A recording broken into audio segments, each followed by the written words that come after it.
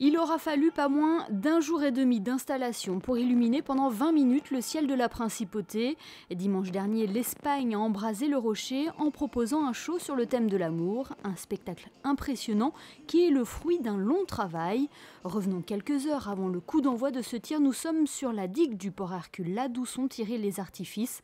Un site très sécurisé car ici se trouvent plus de 3000 projectiles, tous reliés à 7 valises de tir.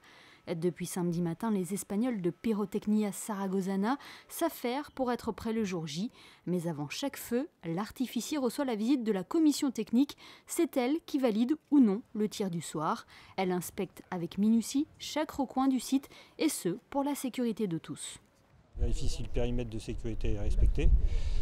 Ensuite, on vérifie sur place si tous les mortiers sont fixés et solidarisés les uns avec les autres de manière à ce qu'il n'y ait pas d'incident. Et d'autre part, tout ce qui est fusée avec des jets obliques doivent être parallèles au public pour éviter qu'il y ait des jets qui aillent vers le public. Ensuite, c'est pas terminé. À l'issue du feu, une fois que tout le monde rentre chez soi, nous, une demi-heure après le tir, nous venons vérifier sur place si toutes les bombes ont bien sauté avec l'artificier. Et donc on fait une reconnaissance méticuleuse de tous les mortiers les uns après les autres pour vérifier s'il n'y a pas de non-feu sur certains artifices. Ce concours organisé par les équipes de l'espace Léo Ferré s'est fait un nom au fil des années, car il faut tout de même le rappeler, le concours international de feux d'artifice pyromélodique de Monaco a été le premier créé sur la Côte d'Azur et a inspiré pas mal de villes voisines. Pour être fidèle à sa réputation, les organisateurs s'appuient sur un coordinateur de qualité, Jacques Couturier.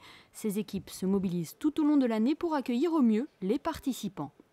Depuis des mois et des mois, c'est beaucoup de préparation au bureau déjà. Moi je travaille beaucoup avec Caroline qui va s'occuper de toute la partie administrative puisque tous les concurrents ont un cahier des charges assez important. Ils doivent répondre à plein de choses dès le départ pour pouvoir prétendre au concours de Monaco. Ensuite, une fois qu'ils ont été sélectionnés, ben là, il faut mettre en place toute la sécurité, donc les plans d'implantation, s'adapter au terrain, les produits, les listings de produits. Donc c'est une grande organisation pendant des mois et des mois pour que quand on arrive ici, ben, voilà, ça roule et qu'on n'ait plus qu'à s'occuper du feu en lui-même.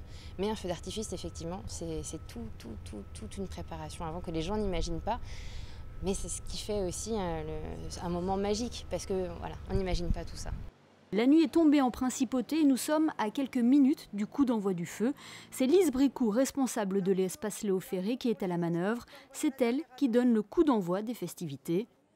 Top détonation. Charlotte, qui c'est Charlotte? Puis c'est parti pour 20 minutes de spectacle pyromélodique ou 20 minutes de stress pour l'artificier espagnol. Ce soir-là, en tout cas, tout se sera passé à merveille.